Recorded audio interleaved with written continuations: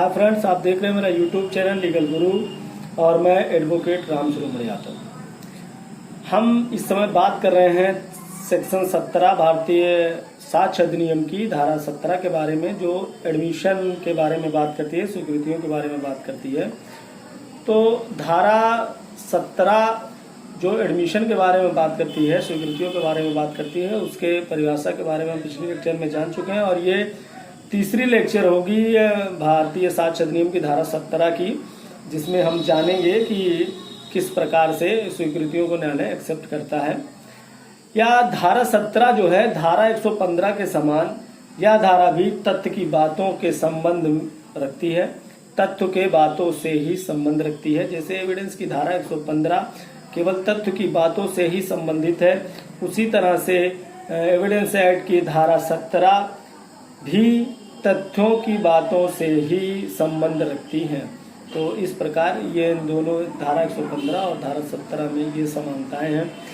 धारा 13 में हम पढ़ चुके हैं पिछली लेक्चर में। धारा 13 इसी में अगर आपने धारा 13 नहीं देखी है तो मैं डिस्क्रिप्शन में उसकी लिंक दे दे रहा हूँ, आप धारा 13 देख लीजिए। धारा 13 में मैंने बताया है कि अभियुक्त द्वारा किस प्रकार के कथन स्वीकृति होते हैं, एक्सेप्ट एडमिट होते हैं। अभियुक्त किस प्रकार से कथन करे तो जो है उसके कथन को एडमिशन माना जाता है, स्वीकृत का रूप दिया जाता है। और न्यायालय अभियुक्तों के किस प्रकार के कथन को ग्रहण करती है, कैसे कथनों को ग्रहण करती है।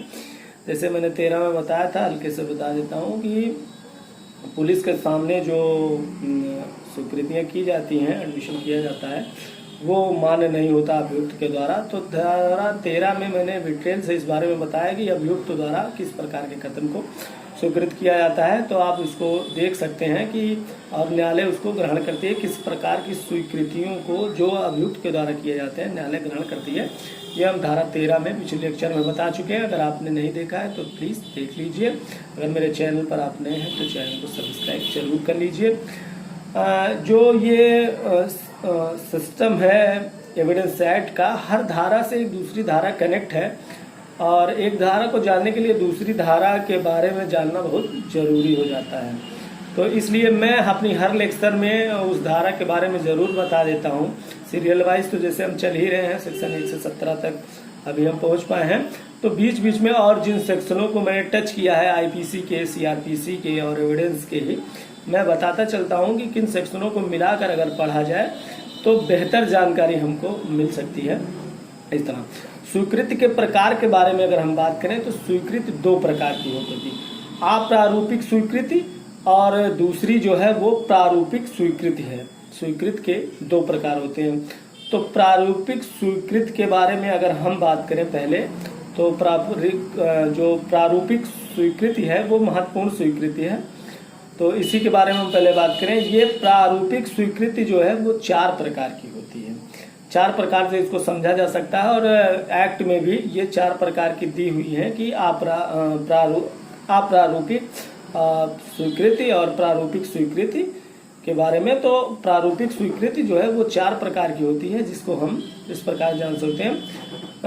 वाद में लिखित कथन, आप समझिए जैसे जब कोई वाद पत्र दायर होता है न्यायालय में मुकदमा, तो जब वादी उसको दायर कर देता है तो प्रतिवादी हाजिर होता है और वो अपनी बात को न्यायालय के सामने कहता है, रखता है लिखित कथन के रूप में, जिसको जवाब दावा कहते हैं, रिटन स्टेटमेंट कहते हैं। उसमें जो बातें कही जाती हैं वे बातें एक्सेप्टेबल होती हैं, एडमिशन होती हैं प्रतिवादी की और स्वीकृतियां होती हैं प्रतिवादी की। तो पहला प्रारूपिक स्वीकृति ये है कि जो वाद पत्र में लिखित कथन के द्वारा दिया जाता है। और दूसरी स्वीकृति के बारे में बात करें तो स्वीकृति की सूचना में की गई स्वीकृतियां भी स्वीकृत हैं। जैसे मान लीजिए कोई पत्नी अपने पति के खिलाफ वाद दिलाती है तो उसमें वो सेक्शन में लिख के आती है कि इतने दिनांक को मेरी शादी फला पुत्र फला के साथ और यहाँ पर हुई थी। तो जब पति जवाब दावा लगाता है, स्टेटमेंट दाखिल करता है, तो वो इस बात को एक्सेप्ट करता है कि हाँ इसी दिनांक को और इस महिला के साथ मेरा विवाह हुआ था। तो एक प्रकार की ये सूचनाएं जो हैं वो संस्वीकृति हो जाती हैं और न्यायालय ऐसी संस्वीकृतियों को एक्सेप्ट करता है।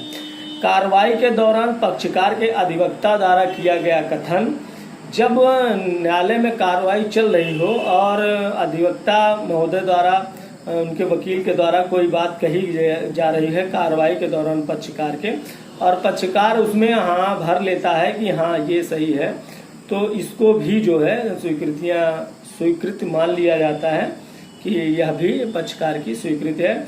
और प्रति प्रश्न है जिनको हम जीरा करना कहते हैं, प्रति प्रश्नों के समस्त उत्तरों में जो बातें आती हैं वे भी स्वीकृतियां मानी जाती हैं, वे भी प्रारूपिक स्वीकृति के अंतर्गत आती हैं।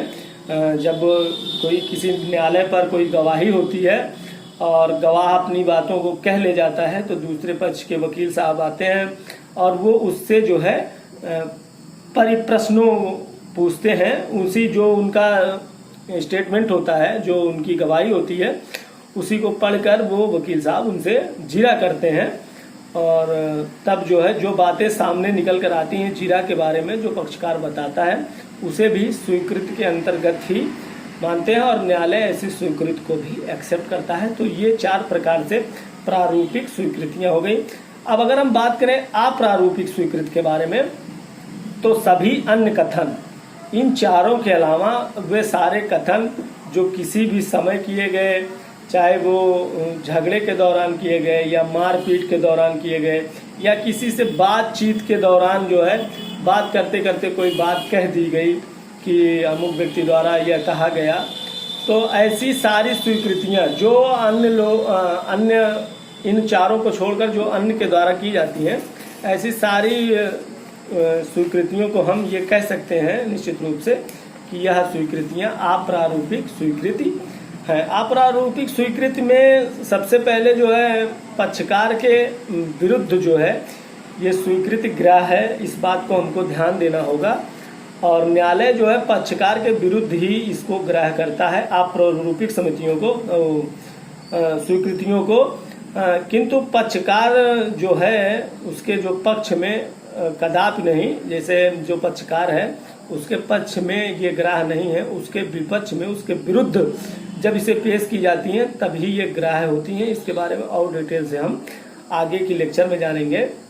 जहां वादी वाद पत्र में किसी कथन को स्वीकार करता है तो प्रश्न यह है कि दूसरे वाद में भी उस कथन को स्वीकृत माना जाएगा। जहां एक वाद दायर किया गया है किसी वादी द्वारा और उसमें उसने कहा है कि किसी बात को उसने एक्सेप्ट किया है कि ये बात सही है या ये बात गलत है, तो यहाँ ये कहना है कि क्या जब दूसरा कोई कारण हो या दूसरा कोई वाद हो तो उस वाद पत्र में जो वादी कहकर आया है, जिस बात को उसने एक्सेप्ट किया है, वो बातें दूसरे वाद पत्र में भी एक्सेप्ट होंगी। तो मैं इसको बताना चाहूंगा और क्लियर करना चाहूंगा कि वे बातें दूसरे वाद पत्र में एक्सेप्ट नहीं होंगी, क्योंकि वहां वो वादी इस बात का वो ले सकेगा, कथन कर सकता है कि वो जो मेरे द्वारा उस वाद पत्र में कहा गया था, बात को स्वीकृत की गई थी, वे दोषपूर्ण बात थी और मैं नहीं जानता था उस समय कि वे बातें गलत हैं, मैंने उस समय वाद पत्र में उस बात को मैं कह के आ गया था। तो वो इस तरह से मना कर सकेगा कि जो दूसरे वाद पत्र में वो बात कहकर आया है वो बात सही नहीं है, वो बात दूसरे वाद पत्र में सही नहीं मानी जाएंगी। पहले वाद पत्र में जो बातों को वादी एक्सेप्ट करके आया है, दूसरे वाद पत्र में भी अपने आप स्वतः ही उस बात को एक्सेप्ट न्यायालय नहीं मानेगी। यदि न्यायालय पूछती भी है या प्रतिवादी द्वारा ये कहा जाता है कि आपने पिछली वाद में तो कहा था कि ऐसा नहीं ऐसा, इस बात को आपने एक्सेप्ट किया था, एडमिशन किया था, तो वहां पर जो है वादी इस बात का डिफेंस ले सकता है कि मैं उस समय समझ नहीं पाया, दोषपूर्ण तरीके से मैंने उस बात को एक्सेप्ट कर ली थी, पर वो बात जो मैंने उस वाद पत्र में कही है वो बात सही नहीं है। इस प्रकार इसको डिनाई कर सकता है। इसके बारे में ढेर सारे केस लॉ भी हैं जिसके बारे में हमको जानना जरूरी है, और यूपी जे के जो एग्जाम दे रहे हैं उसमें ये पूछे जाते हैं कि इस लॉ बहुत महत्वपूर्ण हो जाता है। तो अगली वीडियो में हम केस लॉ के बारे में जानेंगे। तब तक बने रहिए आप मेरे साथ इसी चैनल पर। जय हिंद।